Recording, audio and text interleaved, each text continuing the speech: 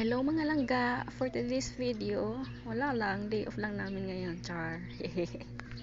Bitaw ay gisugo bitaw ko sa kumparis, bitaw nga palimpihon sa mong kwarto kay murag naabta naman ni kuan siguro yung bagyo.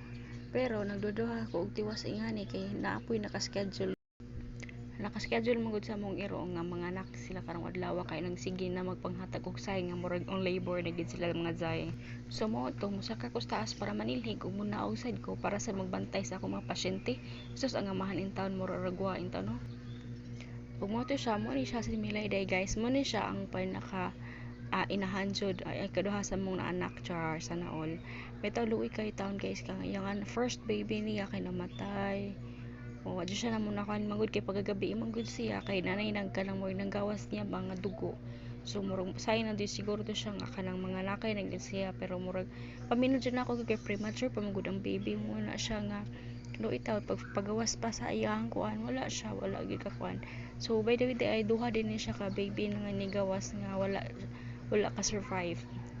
Mo to abtan siguro mga 6 hours gikan sa iyang kanang ikaduha nga pag utong or ikaduha nga na baby usa pa siya mga alas 12 siguro to sa tungang gabi padong alauna nga nigawas ang ikatulong nga baby pero luckily buhi in town siya.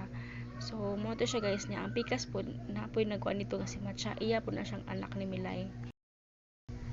Saon man gisabay man sa lisod ni Choy Choy nga mong damuhala nga laki ning inusara laki sa balay so sarga po nagtukob di ba punggar gid kay dira rapitan no pero bitaw oy luoy kay si Milay ba kaya taong kuan mo sa tao siya tao sa nga maka-feel good ba mama gyud siya as in mura ra siya tao di ba.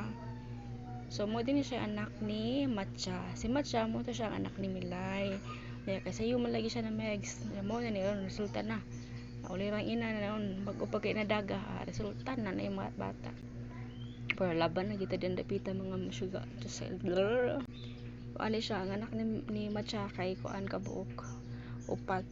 Ano siya duha ka white ug duha ka black pair pod sila badji ug laki di ba nga nakakuan gyud para lang gyud ba nga kanang madesisyonan bitaw mahirapan tayo sa pagdesisyon kung unsaon na gyud sila.